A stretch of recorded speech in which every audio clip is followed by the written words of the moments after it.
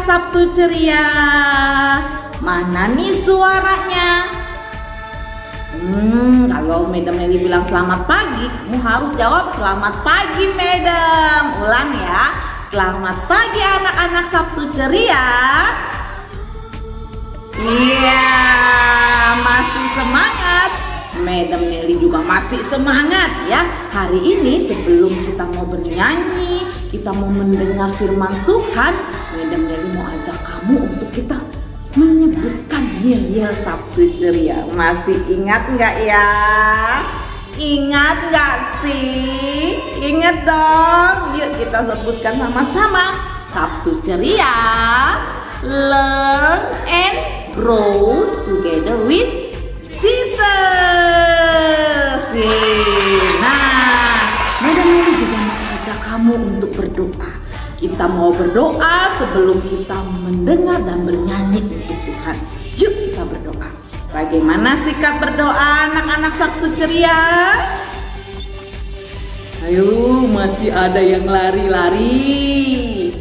Oh, masih ada yang lirik-lirik. Yuk, sikap berdoanya lipat tangan, tutup mata, kita berdoa. Tuhan Yesus, terima kasih.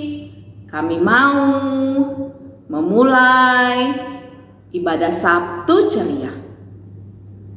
Tuhan tolong supaya kami boleh mengikuti dengan baik. Terima kasih ya Tuhan. Dalam nama Tuhan Yesus saya berdoa. Amin. Oke, yuk Madam Nelly ajak nyanyi satu lagu dengan sukacita, tapi tidak duduk ya. Madam Nelly minta kamu semua bangkit berdiri. Siap? Are you ready? Yes, good job.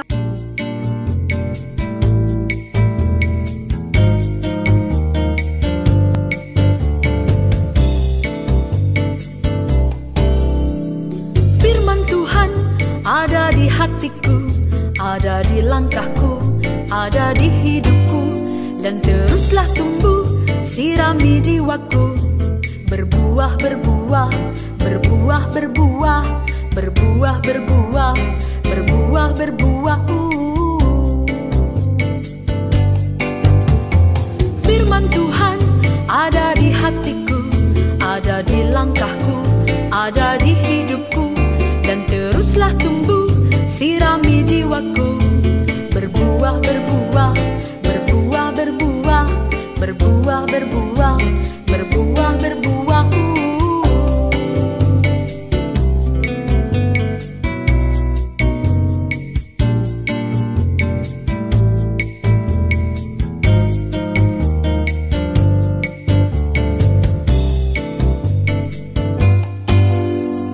Firman Tuhan ada di hatiku, ada di langkahku, ada di hidupku, dan teruslah tumbuh, sirami jiwaku, berbuah, berbuah, berbuah, berbuah, berbuah, berbuah, berbuah, berbuah. Firman Tuhan ada di hatiku, ada di langkahku, ada di hidupku, dan teruslah tumbuh, sirami jiwaku, berbuah, berbuah. Shalom, anak Sabtu ceria. Apa kabar semuanya? Wah, Miss yakin ya semuanya dalam keadaan baik dan keadaan sehat ya. Kita bersyukur hari ini kita boleh kembali mengikuti ibadah Sabtu ceria. Ya, anak-anak yang penuh keceriaan sudah memuji Tuhan, dan sekarang Miss mengajak kita untuk mempersiapkan diri mendengarkan firman Tuhan.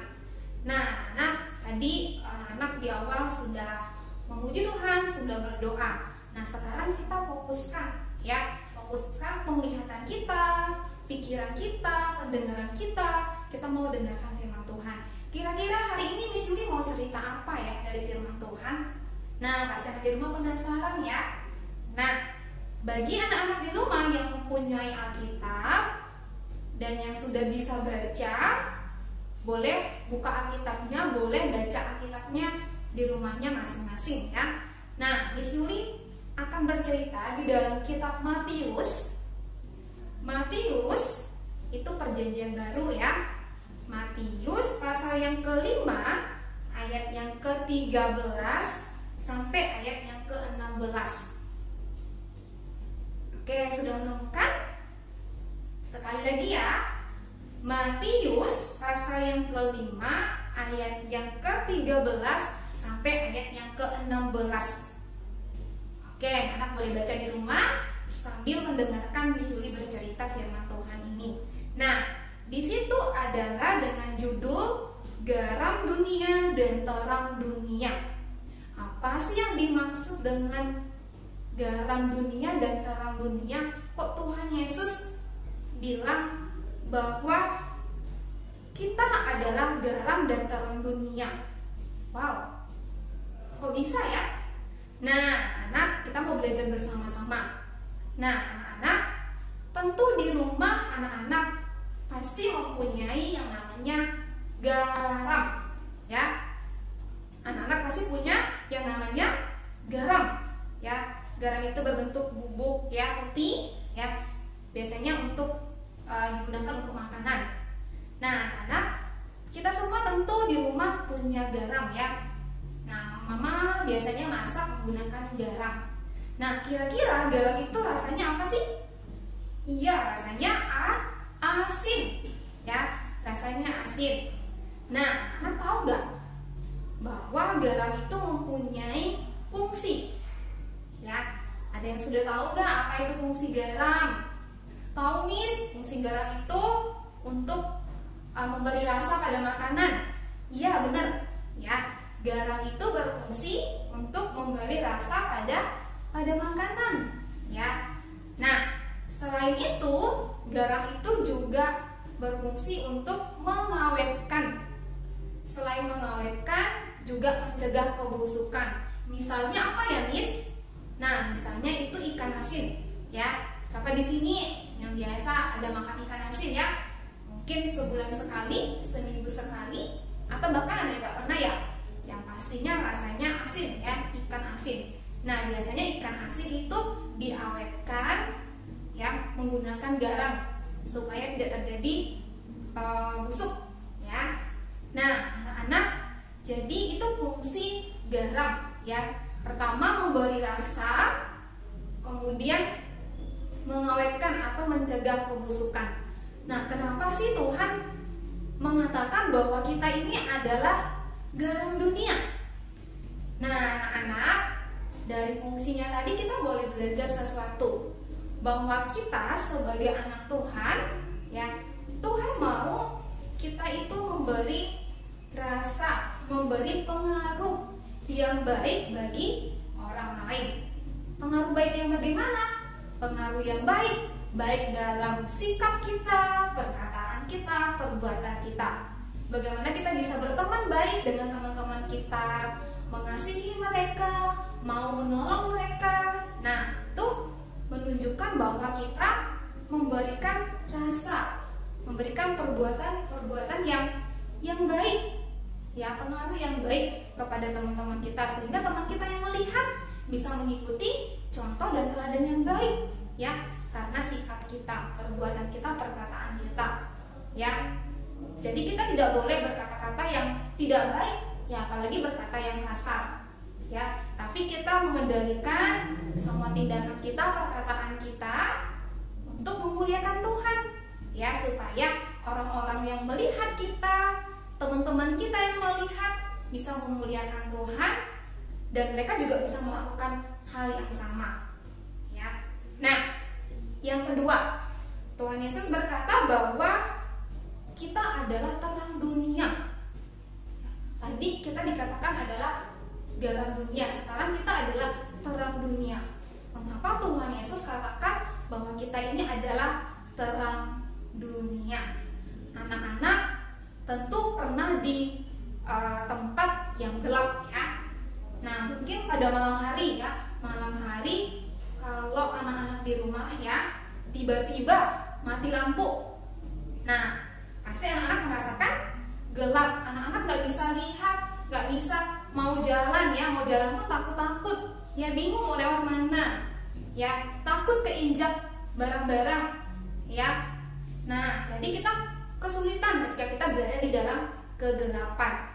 Nah, jika ada suatu penerangan, ya biasanya penerangan itu bisa aja senter, ya lilin, ya. Nah, ada lagi penerangan-penerangan yang lainnya yang kalian punya di rumah ya, yang mungkin lebih bagus, lebih canggih, ya. Nah, anak, jadi itu dampak dari suatu terang, ya. Nah, anak, Tuhan Yesus itu adalah terang dunia, ya. Kenapa dikatakan Tuhan Yesus itu juga adalah terang dunia? Karena Tuhan Yesus memberi terang kepada dunia yang gelap, dunia yang penuh dosa ini, ya. Tuhan Yesus menjadi suatu terang, ya, di tengah-tengah kegelapan, di tengah-tengah berdosanya manusia ini, ya. Jadi karena Tuhan Yesus itu adalah terang itu sendiri, Tuhan Yesus itu adalah sudah menerangi diri kita, ada di hati kita. Tuhan Yesus juga mau kita sebagai anaknya, kita juga menjadi terang dunia, ya. Terang di mana? Di mana saja, ya.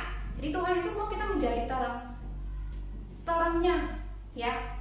Terang sama seperti yang Tuhan Yesus lakukan, ya, menerangi setiap yang gelap, setiap perbuatan yang dosa atau perbuatan yang jahat, yang tetot, ya. Nah, anak-anak, jadi Tuhan Yesus mau kita bisa memberi dampak yang baik bagi orang-orang kita, orang-orang yang ada di sekitar kita, entah itu keluarga, ya, ada ibu ayah, ada adik, kakak, nenek, kakek, entah tetangga, ya, atau semua orang, ya. Nah, Tuhan mau kita memberi dampak terang, ya, beri pengaruh yang baik sama seperti Tuhan Yesus, sehingga kita tidak melakukan perbuatan-perbuatan yang jahat, ya, atau perbuatan-perbuatan dosa, tapi perbuatan-perbuatan yang kita lakukan adalah perbuatan-perbuatan yang baik. Nah, teringat ya, misalnya teringat akan tema sekolah, ya. Tentu anak-anak setiap hari pasti guru-gurunya menyampaikan setiap renungan, ya, renungan berkaitan dengan tema yang sama, yaitu proaktif, ya, perbuatan yang aktif, ya. Nah, perbuatan yang aktif di sini artinya melakukan perbuatan-perbuatan yang baik yang memuliakan Allah, bukan untuk diri sendiri, tetapi untuk Allah itu sendiri, ya. Bukan aktif melakukan yang jahat, tapi aktif melakukan yang baik, menjadi terang, ya, menjadi garam dan terang dunia, memberi rasa, memberi dampak yang baik, ya, baik dalam perkataan, tingkah laku, perbuatan, tindakan kita. Apakah kita sudah memberi pengaruh yang baik atau pengaruh yang jahat, ya. Nah, jadi Tuhan mau kita sama seperti Tuhan, mau melakukan apa yang baik, apa yang benar, aktif melakukan apa yang baik, ya. Hal-hal sederhana, contohnya apa sih perbuatan yang baik? Di sini udah sampaikan, ya. Apakah kita mengasihi sesama kita, menolong sesama kita, ya, aktif melakukan yang baik yang perlu kita tolong, ya, tentunya. Nah, anak, jadi Miss Yuli mengajak kita semua bisa menjadi garam dan terangnya dunia, ya, supaya kita boleh menjadi berkat bagi kemuliaan nama Tuhan, ya. Oke, anak, cerita Miss Yuli hari ini sampai di sini, ya. Kita akan lanjut di cerita ibadah Sabtu Ceria selanjutnya, ya, anak-anak. Miss berharap anak-anak tetap setia mengikuti ibadah Sabtu Ceria, boleh memuji Tuhan, ya, ikut bergerak, ya, bahkan mendengarkan firman Tuhan, ya, baca firman Tuhan, kita boleh pahami firman Tuhan, apa sih yang Tuhan mau dan kita lakukan dalam kehidupan kita sehari-harinya, bukan untuk diri kita sendiri boleh kita dipuji orang lain, tapi apa yang kita lakukan itu semua untuk kemuliaan bagi nama Tuhan. Demikian cerita kita pagi hari ini. Kiranya Tuhan Yesus memberkati kita semua. Sampai jumpa di ibadah Sabtu Ceria Sabtu depan. Bye. Nah, kita sudah mendengarkan firman Tuhan. Tiba saatnya kita harus melakukan apa yang sudah kita dengar. Bukan hanya dengar, tapi harus dilakukan. Bagaimana ya bisa melakukannya?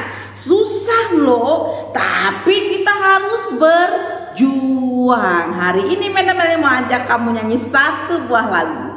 Berjuang, yuk berjuang kita melakukan apa yang menyenangkan hati Tuhan, apa yang Tuhan mau. Ayo bangkit berdiri semua, semangat.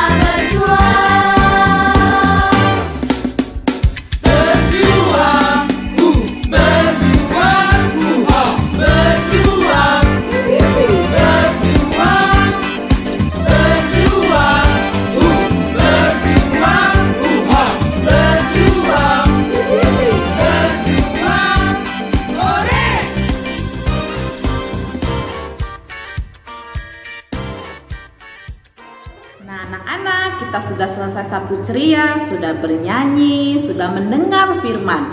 Sekarang tiba saatnya kita mau berdoa untuk menutup ibadah Sabtu Ceria kita. Yuk kita mau berdoa sekali lagi, lipat tangan, tutup mata. Kita punya sikap yang baik dalam berdoa. Tuhan Yesus, terima kasih. Kami sudah mendengar firman Tuhan, memuji Tuhan. Kiranya Tuhan menolong kami supaya kami dapat melakukan firman Tuhan yang sudah kami dengar. Terima kasih ya Tuhan Yesus. Dalam nama Tuhan Yesus kami berdoa. Amin. Oke, sampai jumpa minggu depan. Bye. Tuhan Yesus memberkati.